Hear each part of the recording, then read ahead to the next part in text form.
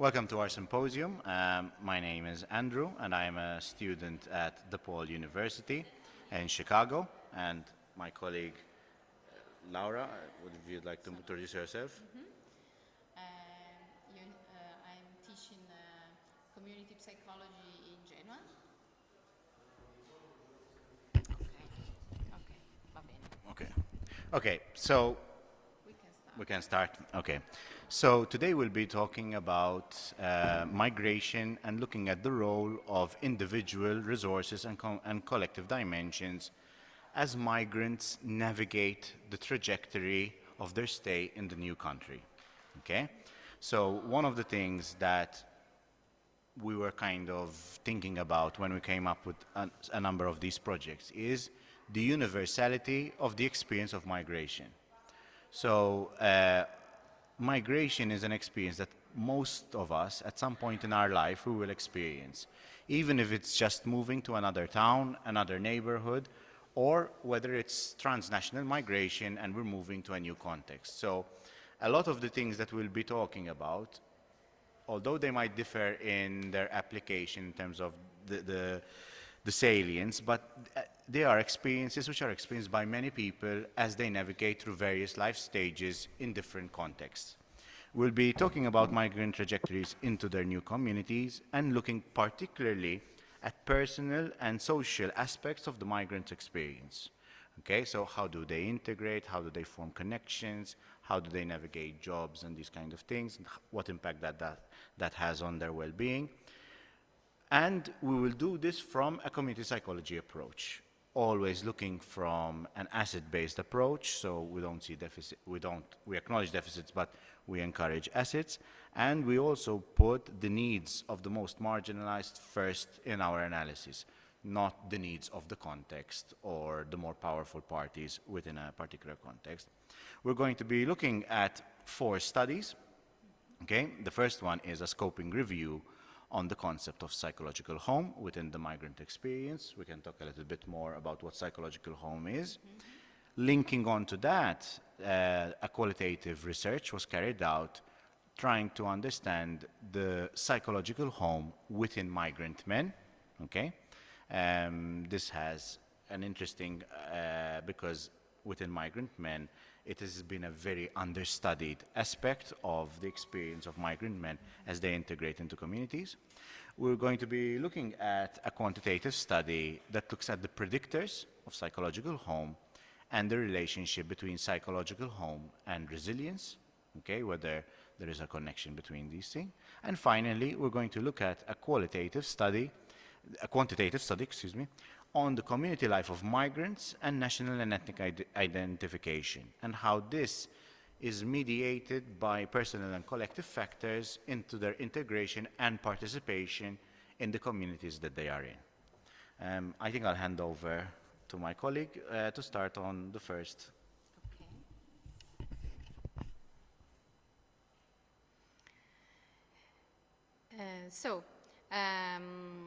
Vittoria have a new baby, so I have the presentation instead of her. So migration in the context. According to several authors, migration can be viewed by community psychology as an ecological transition. And when a person migrates, the biggest chance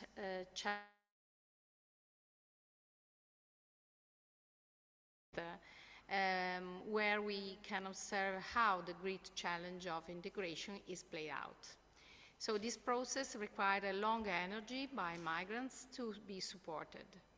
Potentially very stressful events can occur in post-migratory life, changing the dwelling and making homely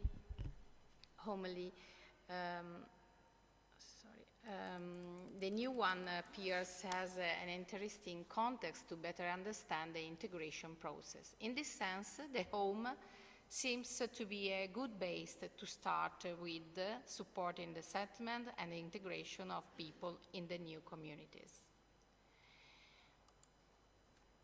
House become a home. The potential for house to become a home is a process through which people, after the environment, to reflect part of their self-identity and establish way of life.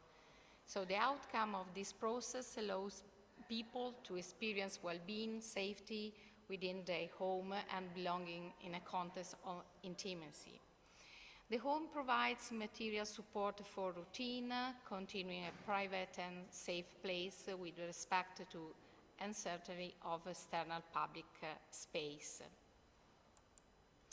The meaning of home immigration.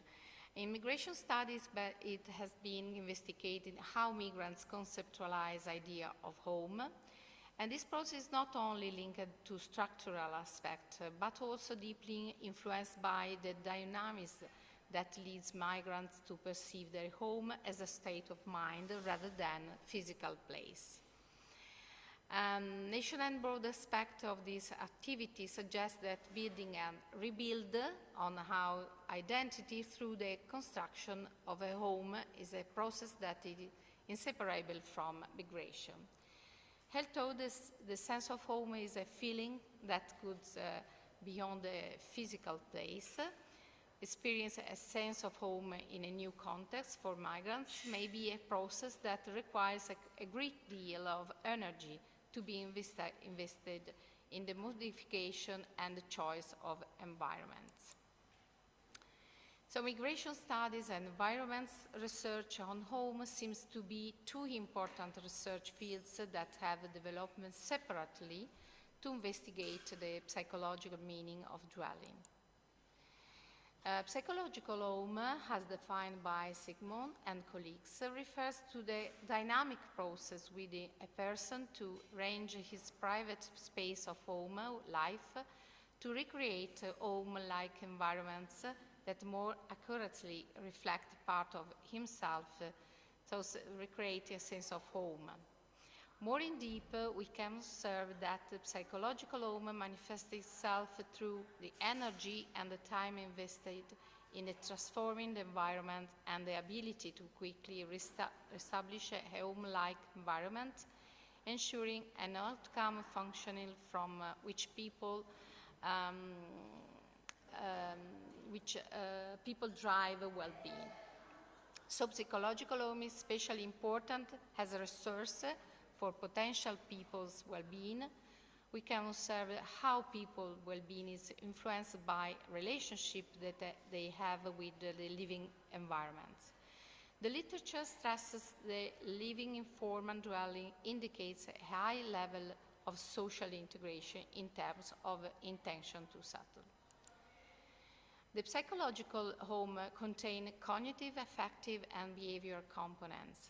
The cognitive components embrace the ideas that people have about self in relation to the environment, the meaning of, and the options about a home, and one's of self-theory in relation to home. The affective component contains positive feelings like a sense of security, warmth, attachment, and familiarity that one experiences about home. And the last one, the behavioral components include the action of construction, manipulation, and personalizing of surroundings. When a psychological home has been established, a person reports a sense of safety and security. So the research questions are to map the knowledge concerning adults with a migrant experience and their psychological perception of their home. And the other objective is to reveal the occurring key themes and major elements that might affect an adult migrant's psychological perception of their new home. And we focus on voluntary migration. We follow the PRISM methodology, mapping the key concepts that reflect the psychological perception of home within a migratory context. This methodology considers published literature from a broad array of psychological and social science journals, given that the concept of home may have been studied across many different disciplines. No time restrictions were applied to research all possible studies, And instead we use all publication and study in English that were peer review, quantitative only, qualitative only, and mixed method design. We restrict ourselves to peer review article to ensure the quality of the data, given the common and complex nature of the term of nature, home. The query database were explored at APA, PsycInfo, PsycArticle, Easy Web Science, and Scopus, and ProQuest. Furthermore, we check the reference of target articles to obtain additional sources. So, following the PRISMA methodology, records were evaluated by 2 authors in double-blind fashions, with first by title and abstract, and subsequently for the rest in full text. And the third authors resolved any disagreement. So the exclusion criteria were created by authors prior to start of the review process. During the process, categories that appears to be outside the focus of the review objective were broadened to include specific immigration, home as a workplace, and studies focus on neighborhood or transition spaces. Major elements related to the psychological perception of home by migrants emerged from the studies and are included in the present scoping review. These elements were classified into cognitive, affective, and behavioral components as suggested by the psychological home model. This is our result. This is the flow diagram with the different records that we analyze. This is the summary tables.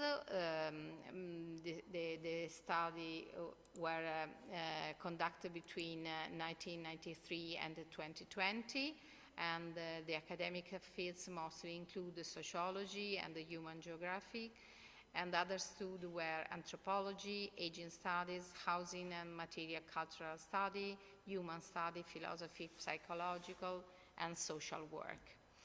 The location of the studies comprise different countries, most of them in United Kingdom, Australia, as well as USA, and several countries. Okay, the student design include qualitative methodology, primarily ethnography, a philosophical essay, and a methodological paper. One study used a mixed method. The study participant or target include adults of different genders. And in 2 studies, elder migrants were investigated. In 2 others, a family search was conducted. This study mainly included the first generation of migrants, but one study also included second generation as well. Most of the participants came from a single country of origin. In 5 students, the origins were mixed. Major elements related to the psychological perception of home by migrants emerged from the study and are included in the present scoping review. The relevant team are divided in cognitive, affective, and behavioral component. Several studies highlight that the complexity of the development of meaning of home for migrants, and they need not share a common meta-narrative that might help make sense of the immigration and habitation. Rather than the individual characteristics of people seems to be connected according to an intersectional perspective to the meaning of home. Therefore, gender role seems to have impact the idea that a man needs to provide for his migrant family and to find a house as soon as possible. Although the meaning of home appears linked to individual characteristics, other studies highlighted how more elements were involved in the home cognition as language or cultural values. Two qualitative studies describe migrant notion of home as a cultural notion. And Liu and colleagues define migrants' home as a culturally rooted, both in their place of origin and arrivals, regulated through migrant social spaces, practice, and their negotiation of multiplicity. Also, results emphasize the language used among the dwelling inhabitants as an important component of the idea of home. Yes, in particular, Pulventi, in a study involving Italian migrants in Australia, investigated migration motivation born from the original context. The reason for an improvement in the quality of life seems to create a more imperative effect in migrants' thoughts about home. Okay, we can, the second, okay. About the affective component, psychological home also is composed of affective component that permit people to feel emotional connected with home. And some authors define the cosmos of sense as a specific atmosphere of a living space that affects experience of inhabitants, improving a sense of familiarity.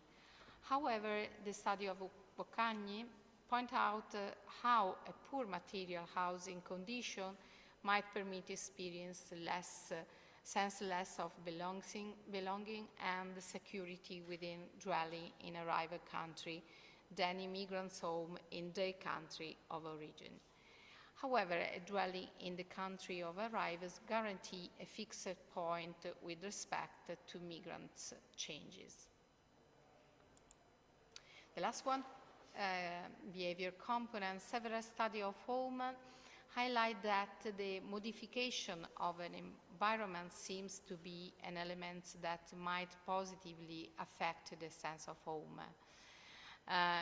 Some authors investigate the changes that the body of a migrant underwent due to the condition of the altered domestic environment. Very different environment conditions from those to which migrants were accustomed, especially in terms of temperature and comfort, seems to produce a poor commitment to home and an attitude.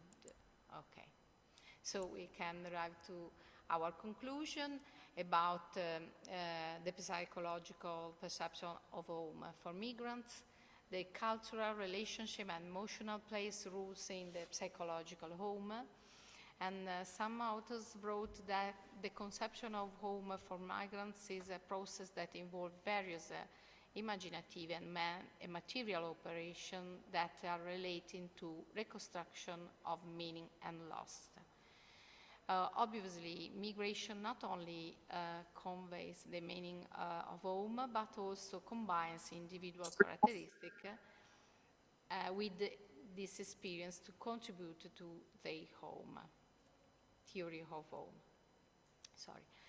On the other hand, the contact between culture, ideas, and practice guide the establishment for the psychological home of migrants. Moreover, the relation with the family members and the community take part in the process. Alternatively, the psychological state of migrants led person to change home with a symbolic meaning.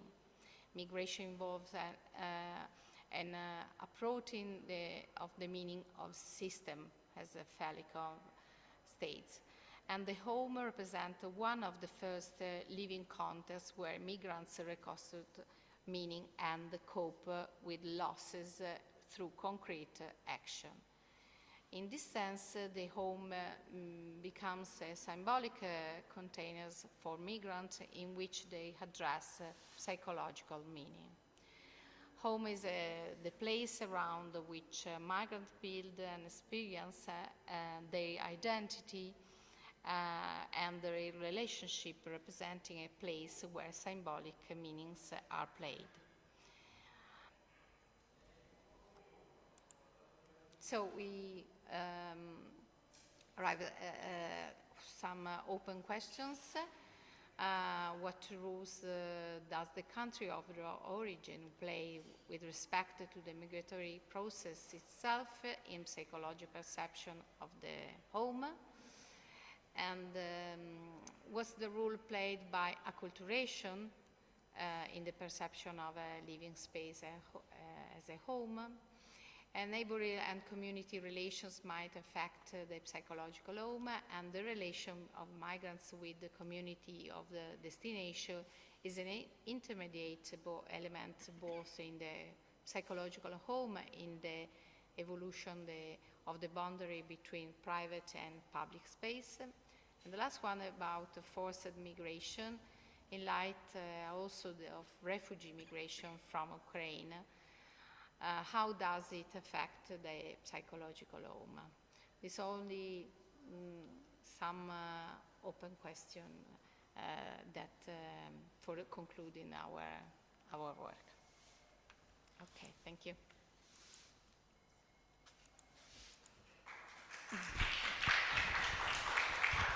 Vuoi leggere tutto la seconda? Ok, perché non faccio la mia? Poi veniamo alla seconda. Ok, così. Okay. So we're going to skip ahead and then come back to the other study. So one of the studies that we conducted was particularly interested how migrants navigate new contexts while experiencing and establishing their sense of home. So building on the scoping review and the qualitative research that we will talk about very soon, we kind of wanted to understand a little bit more insights into the personal, social, and psychological processes that migrants experience as they are trying to establish their home in the host community, particularly when trying to differentiate between socio-demographic categories. So which socio-demographic categories are more likely to contribute to a higher sense of psychological home? Who are the people who are more likely to benefit from this kind of thing? We also wanted to understand how neighborhood attachment and sense of community change over time. So how does length of stay affect your neighborhood attachment and your sense of community? And finally, we wanted to look at how these processes of neighborhood attachment, sense of community, and psychological home inhibit or actually enhance resilience of migrants within the new community. To do that, we identified these three hypotheses. So the first hypothesis was that length of stay will moderate positively sense of community and neighborhood attachment. Okay. The next two research questions were what demographic factors most strongly predict psychological sense of home? And finally, which of the following variables, psychological home, sense of community, and neighborhood attachment most strongly predicted resilience? So some characteristics of the study, we were using the following scales. We're using psychological home, as was introduced by my colleague, which is Sigmund's, but as translated by Cicconiani in 2011, and it's an 8-item unidimensional scale. We're using Italian sense of community, which was created by Prezza et al. At 1999, and it is an 18-item unidimensional scale. We looked at neighborhood attachment by Fornara, 6 items unidimensional. And then we looked at resilience scale, which is the Italian version of the resilience scale. This is based on Wagnall and Young's 1990, but was translated by Gertler et al. In 2010. It has 24 items and is unidimensional. Finally, we looked at a number of socio-demographic variables, such as gender, age, education level, employment, marital status, whether they had children or not, and the time they had lived in Italy, as well as house characteristics. Did they rent the house? Did they own the house? Was it an apartment? Was it a house? That kind of thing. For participants, we had 92 first-generation migrant adults, who 39 women and 59 men, and one did not disclose, with a mean age of 36 years. They were from 31 different global countries, but most identified as Albanian, Ecuadorian, and Romanian or Peruvian. Respondents had on average stayed in Italy for around 16 years, so quite a long time within Italy. And most of the respondents were single, not most, number were single, married or cohabiting, employed, had children, and owned their current dwelling or rented, approximately in equal amounts, renting and dwelling. So, our findings were the following. When we tried to look at whether sense of community will predict neighborhood attachment and will be moderated by length of stay in Italy, what we found was that sense of community and neighborhood attachment failed the assumption of multicollinearity. So basically, these two scales are so similar in the phenomena that they're trying to capture that we couldn't use them in a regression to predict each other. So one of the things that we might want to think about is how we can either combine these scales or think about using these scales as multi-measure of the same phenomena so that we check on each other. The research question, the only two things that, the only two socio-demographic variables that predicted resilience were full-time employment and part-time employment. And we will discuss some of these ideas further on. Finally, when we talked about what predicted best psychological home between neighborhood attachment, what predicted resilience best, excuse me, there's a mistake, between neighborhood attachment, psychological home, and sense of community, only psychological home predicted psychological resilience in migrants. This was quite surprising to us because we had expected that sense of community and neighborhood attachment would predict resilience in migrants. What are the implications?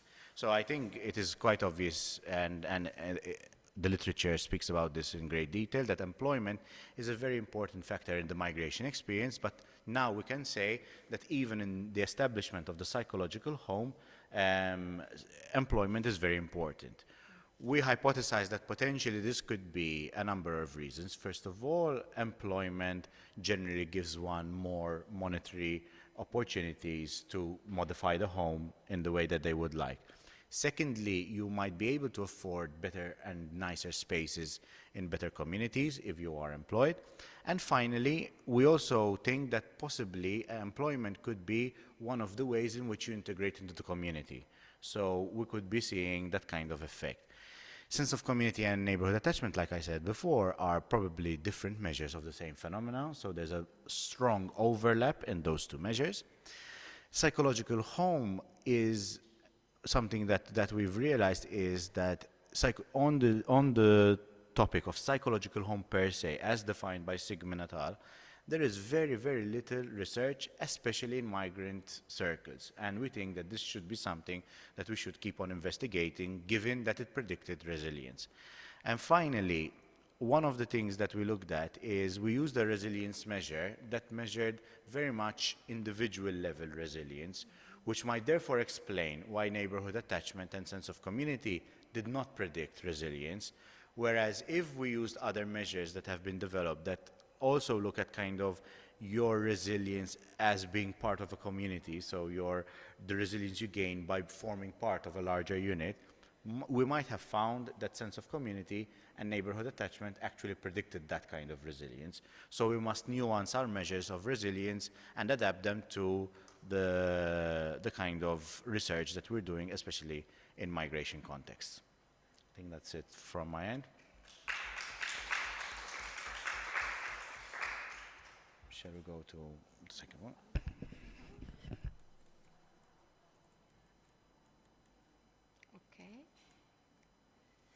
Okay, the second study is qualitative research, and the aim is to identify the key factor with immigrant men and their relationship to psychological home.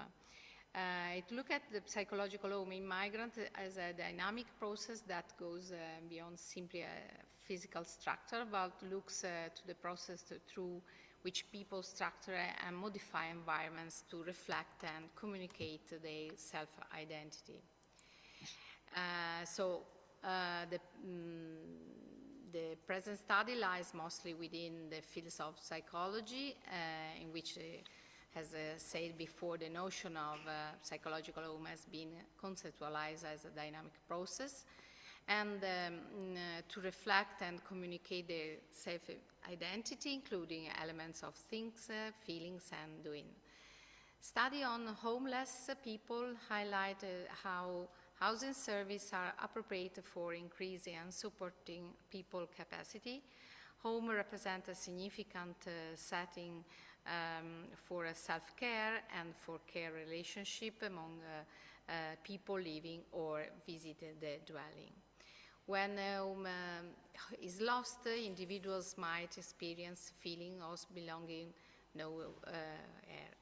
According to theory of personal identity in the field of environment psychology, if people lose their living space as occurred during migration, this event might cause confusion or disorder in their identity. The new home in the country of arrivals might represent a base for migrants to build a membership. Home ownership might also lead to the development a sense of continuity and trust in the new country. Gender study, the existing literature in the field of psychology has examined migrants men in the context of working lives and career trajectories, family transformation, social problems such as intimate partner violence or youth criminality. Only few works have examined the significance of domestic place for men, probably because men have typically been defined by the movement away from the home rather than inside it. Regarding psychological home, the literature has suggested that men perceive a lower sense of psychological home than do women, which may be attributed to an unequal distribution of domestic responsibilities, especially in Italy.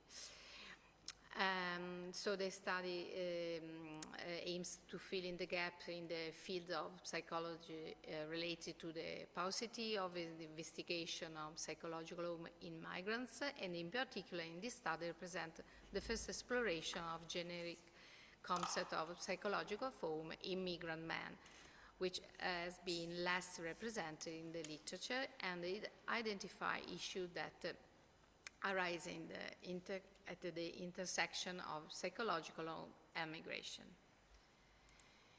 So the method, although participants came from different countries, our aims was to reflect on generic concept of the psychological home among individuals who had experienced migration and on changes in the relationship between migrants and their homes in the context of the experience. For this reason, we did not include refugees or displaced people in the sample because this specific condition might have peculiar characteristics regarding the reason for migration and different types of accommodation.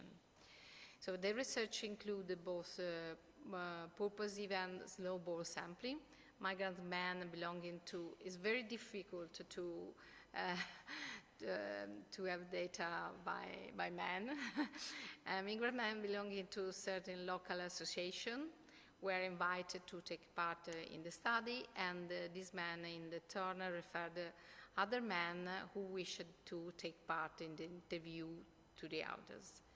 The interview schedule included four core questions. Why did you decide to change country, reason, intention, migration itinerary? And the second one in our experience, in which place did you feel at home? Images of home, emotion, intention to change home. And another question is how much and what is there in your home related to your country origins. So the software was used to organize the statement into initial coded and then to create a draft thematic map. We use NVivo software, and the results highlighted themes about the meanings of that psychological home assumes in the lives of migrants, and about how the migration experience acts to support or hinder the process of building this sense of home. Migrants' men's definition of psychological home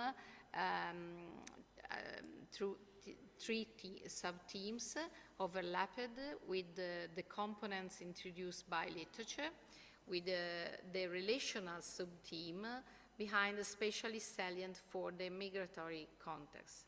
Relations include relational experience that were part of the psychological sense of home, and in particular, participants said that for them, the family was home. Among the factors that hinder the psychological home, men identify elements connected to frequent change of home. Such changes also impact short-term work projects. Furthermore, more emotions seems to be connected to difficulty in building a sense of home, such as feeling alone in an unknown place. Finally, men describe the difficulties in integration in host country that include discrimination. This issue also includes linguistic difficulties. Among the elements of migration that promote psychological home, men identify aspects connected to the time dimension. In particular, they said that time spent in a place allowed people to feel at home. This connection appears to be associated with the fact that elderly people in men's perception are more home-bound. Furthermore, men describe how long-term family project and long-term work project were important for feelings and home in a place. Okay, yes, this is one Albanian man, 25 years old, when we go to Moldova. Okay.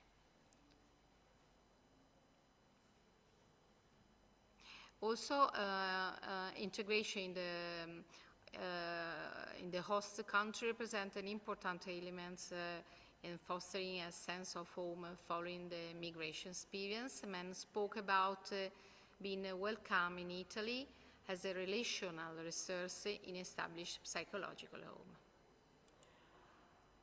So the implication, our findings indicate that the psychological home is a key to setting up of a positive relationship with the community. A strong relationship was also established between psychological home and employment, with the latter being a necessary precondition for the establishment of psychological home. Migrant man appears to be future-oriented, and this requires them to learn skills to master settlement tasks, including occupational and relational adjustment. The ability to establish a psychological home appears to be anchored to the possibility of having long-term work and family projects, as these projects are an indispensable element in investing one's psychic and emotional resource in a place. Individuals might develop multiple psychological homes. In this sense, home goes beyond the chronological barriers of past, present, and future, and beyond a physical place. Thank you.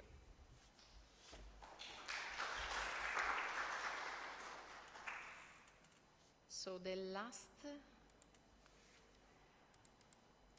presentation, Serena. Yes, hello everybody, I'm here. And I don't know if I can share the screen or if I can use the one you are using.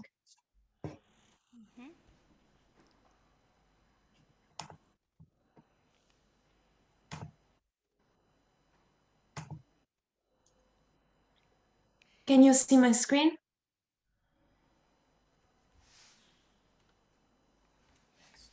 Now we can.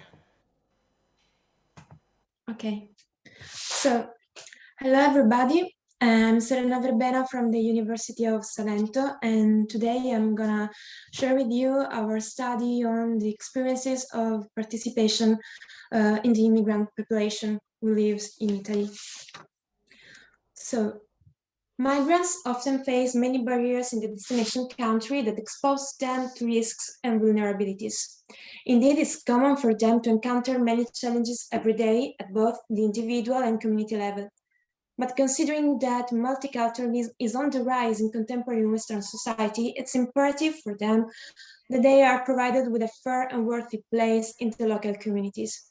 This means that it's crucial to understand how to promote immigrants' participation. From this very point of view, little if any research is focused on the experiences of the immigrant population who seeks to have a place in the receiving society. Based on these premises, the present research aims to explore determinants of community participation among ethnic minorities, shedding light on individual and collective factors that leads immigrants to undertake collective action. Firstly, we draw on traditional literature on collective action, in order to understand whether classic antecedents, namely identification, collective efficacy, individual efficacy, and perception of unfair treatment as the so-called SIMCA variables can explain community participation. In a sample of first-generation immigrants living in Italy. Then we empirically test whether individual, community, and group resilience may significantly affect participation, boosting then immigrants' collective action. Specifically, the results seek to test two different models in order to evaluate the relationship between national and ethnic identity and participation when mediated by individual variables and collective variables. At the individual level, we hypothesize that national and ethnic identity would be positively associated with participation. More specifically, since the social identity theory posits that disadvantaged group will participate when they strongly identify with the group for the purpose of enhancing their social status, we expected that immigrants with a higher sense of identity would display a higher level of participation. Then we expected that individual efficacy and perception of unfair treatment would mediate the relationship between national and ethnic identity and participation. Indeed, based on SIMCA, we expected that immigrants who feel unfairly treated and individually effective will be more likely to participate in collective action. And third, we hypothesized that psychological resilience would mediate the relationship between national and ethnic identification and participation. Indeed, since psychological resilience has been widely described as an adaptive response to disruptive and changing context, we expected that the availability of such internal assets would promote participation. At the collective level, instead, we suppose that collective efficacy and perception of unfair treatment would mediate the relationship between national and ethnic identity and participation, and then collective resilience and community resilience would mediate the relationship between identity and participation. Indeed, since collective resilience has been described as individual belief in the ability of the group to overcome crises and promote change, we expected that immigrants with higher sense of collective resilience would participate more. And then we expected that since community resilience represents the ability for community members to use community resources to generate significant changes, we expected that immigrants as newcomers would be able to utilize these resources to voice their concerns and then participate. A convenient sample of 226 first-generation immigrants living in Italy was involved in the survey. The survey was carried out from June to September 2021. Participants were recruited through a different association working in Lecce and Naples. They were selected through a snowball sampling technique and asked to complete a paper pencil and an online questionnaire. Research hypotheses were estimated by a variance-based estimator, partial least square path modeling, for testing individual and collective mediation models. At the individual level, results show that national identity had no direct effect on participation, while it had a positive influence on both individual efficacy and unfair treatment and psychological resilience. At the same time, national identity had a negative influence on perception of unfair treatment. Contrary to our hypothesis, ethnic identity showed a direct effect on participation and a negative association with participation. Moreover, results unveil the statistically significant indirect effect between national identity and participation by individual efficacy in ecological resilience. At the collective level, results didn't confirm the existence of a direct and significant effect on both national identity and ethnic identity on participation, but the results unveiled an indirect only mediation between national identity and ethnic identity and participation when mediated by collective efficacy and community resilience. In other words, while the direct effect of social identity on participation was insignificant, the identification with the group had an effect on participation only under condition of collective efficacy. To the contrary, the identification discouraged participation under condition of community resilience. Overall, the results partially confirm the SINCA model as identity and efficacy predicted collective action. In addition, results show the mediating role of psychological resilience as an essential tool that promotes participation among immigrants, while unveiling a counterintuitive contribution of community resilience. Specifically, the findings indicated that the identification with the ethnic group significantly reduced participation, potentially promoting forms of isolation and separation instead. National identity had an influence on participation only through the full mediation of individual efficacy and psychological resilience. That's to say that the stronger immigrants identify with the Italian group and the more they feel effective and the more they feel they are able to overcome crises, hindrances, and obstacles, and the more they engage in participation. We interpreted these results based on the current social, cultural, and political scenario. Indeed, Western debates reveal how immigrants' participation is often feared as if framed as a menace to democratic liberal values or national identity. It's plausible then for migrants that they believe that they can participate only if they have demonstrated loyalty to the new nation. So that when they demonstrate that they have a strong national identity. Moreover, this speculation is corroborated by results on the perception of unfair treatment. Indeed, the variable did not mediate the relationship between identity and participation, while it also was reduced by national identity. Following the reasoning discussed above, migrants who perceive that they are being treated disrespectfully may withdraw from society, since the loyalty to and satisfaction with the state is a requirement for them to participate. These findings are consistent with studies demonstrating that inner strengths and personal resources are crucial for the positive adjustment of immigrants. Indeed, psychological resilience had a positive effect on participation. At the collective level, instead, findings revealed a negative association between community resilience and participation. So, contrary to our hypothesis, the perception that the community is endowed with a multiplicity of resources significantly reduce any effort aimed at challenging the status quo. These findings dovetail with literature shedding light on how immigrants' full inclusion depend on many factors, such as immigrant characteristics and society's characteristics. That's to say that context in which immigrants settle impacts greatly their inclusion to the extent that immigrants' participation does not solely depend on their efforts and their perceptions. And that's all. Thank you.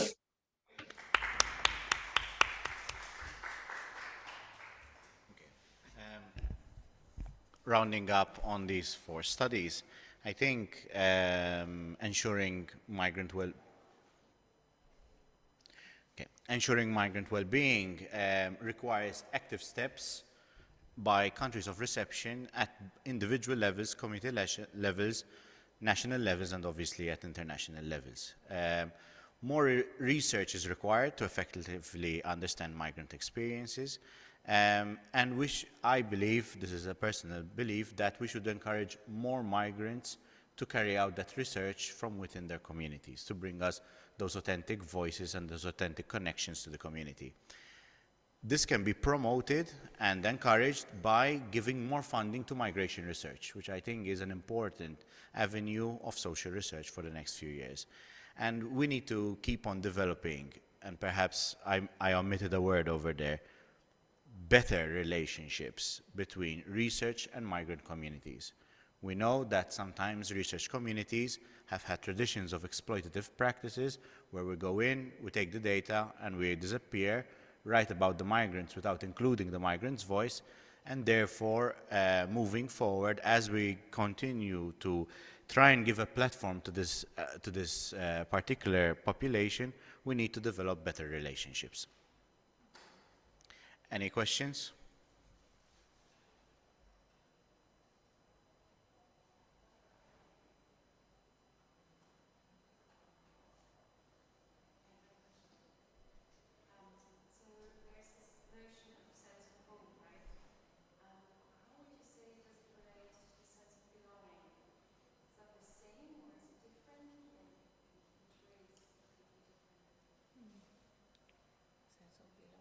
Sense of belonging of community or a place?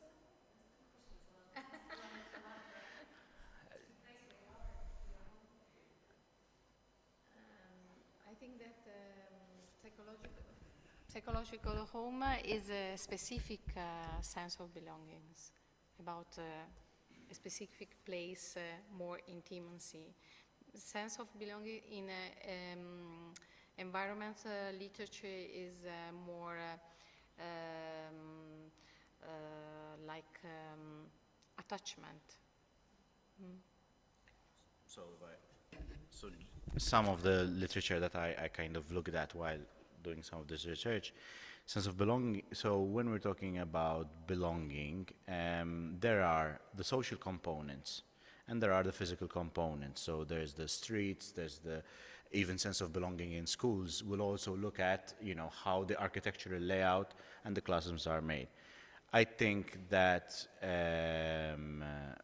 psychological home would fall more under the physical side of things, the psychological processes surrounding the physical side of things. So we would fall under place attachment rather than the social side of things. But within those place attachment, there's a further divergence. There's the public space, which is place attachment. The concept is called place attachment. So you would look at kind of how physical spaces affect you, but on the outside. So public spaces, squares, parks, swings, these kind of things. On the other hand, psychological home looks at that more intimate, private, personal space.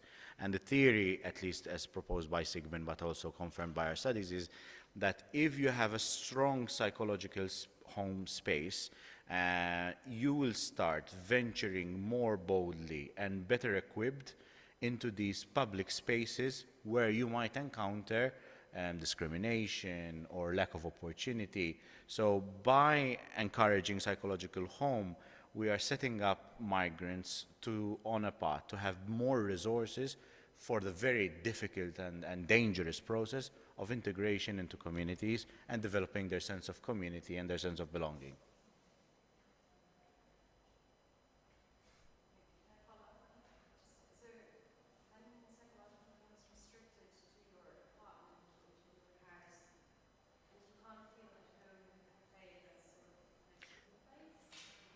It wouldn't be psychological home. It would be a sense of home, a sense of belonging, but it's psychological home specifically. So something that kind of one can criticize, but when Sigmund were trying to come up with this concept of psychological home, they were struggling because they did an initial literature review like you did. And there are so many definitions, spiritual, physical, social, Butto giù that la palla, che punto siete? philosophical as well, conceptions of Sì. home. that instead of trying to kind of capture a concept which captures everything, they narrowed it down. That was a research design choice. Vedo io come fare. But Ciao. Sì, lo so. Ciao. Cosa, Franci? No. okay, so okay, so basically they decided to go for a narrower concept to understand the relationships between the various dimensions of psychological home better.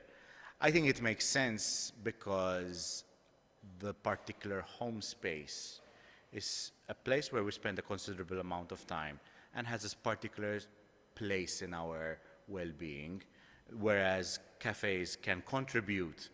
There's a kind of sense of coming back. Now, this is also anecdotal experience as well, but having a more concise concept allows us even statistically to make better predictions, and it's neater rather than trying to incorporate everything and things start getting very messy.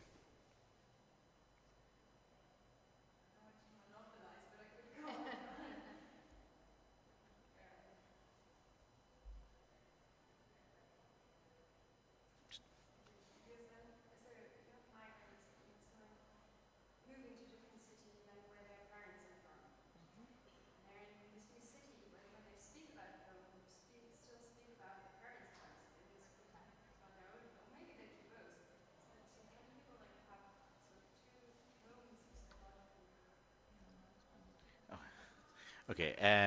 Yes, I think when they did the qualitative review, one of the things that they found was that psychological home is not chronological nor singular.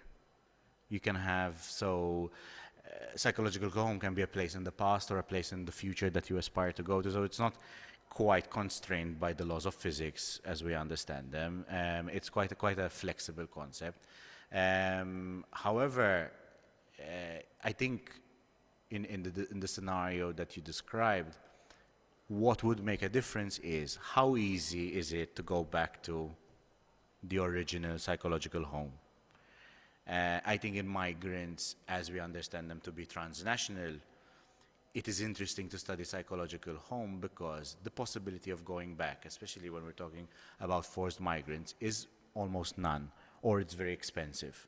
So when you have to start this process, you're completely new in this society. Perhaps you're not as new if you're just moving cities, and you have very little social capital. What are the processes? And psychological home really, if you establish that well, and I can speak from experience because I've just migrated this year, so one of the things that I did look into was having an apartment which I could customize, which I could set up and put in Maltese things so that I feel that I brought some of my broader home rather and created my new psychological home. It's initially I was skeptic of the concept, but then as I lived through the experience myself, I realized that before I could head out into the community and start building those relationships, setting up a base from which to operate, where I felt safe coming back, was a very important thing, especially when the weather was horrible in Chicago, and that is where I went. So home meant heat, for example. So that it's very visceral. It's not just this abstract philosophical concept. It can mean, it's snowing and you move inside, and that's the only place that I had the key to.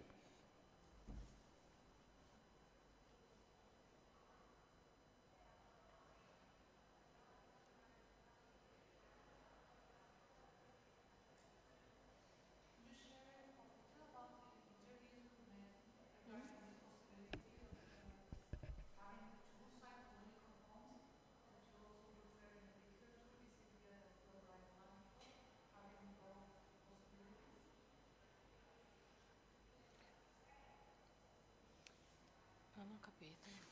La possibilità di avere più di un psychological, c'è un punto qui che ho visto che Sì. hai un punto che è Più psychological home. di una, Yeah. di una Um, mm, uh, we have no data about the possibility. Sorry, we have studied more with more men about this specific aspect, because the possibility to have like attachment, have more multiplicity of attachment is a possibility that we have to study deeper. Okay? Capito?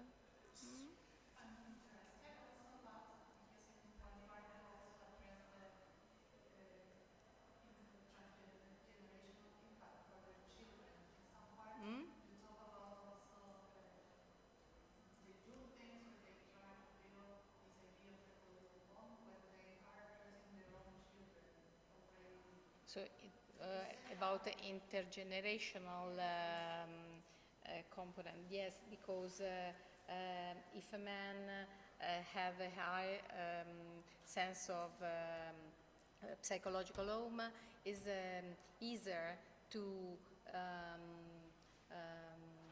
promote, to enhance a psychological home and the well-being of their children. Yes, this is present in the interview of man, and this is a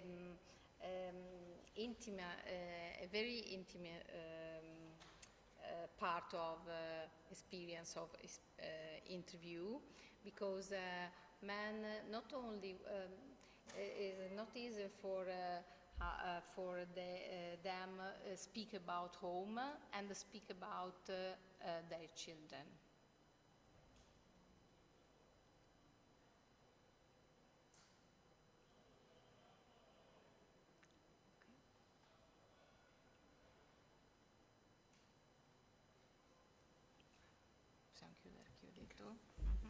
Okay, thank you very much for attending. These are our emails if you would like to know more about the studies. The last Last slide. Thank you very much for attending the symposium.